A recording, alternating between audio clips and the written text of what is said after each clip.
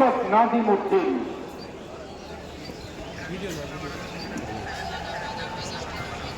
আসসালামু আলাইকুম ওয়া রাহমাতুল্লাহ।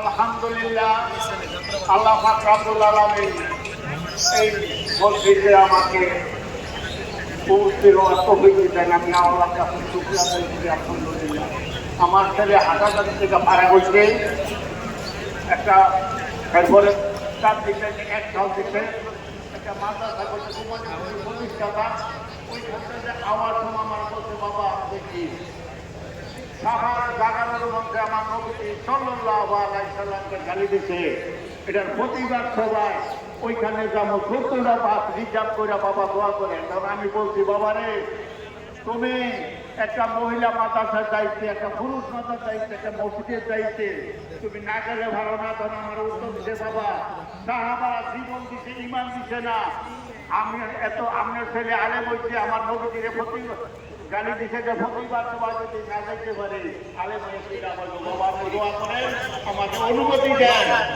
তারপরে বাবা কাল হাসরে আপনার শহীদের বাবা উঠবেন ইনশাআল্লাহ।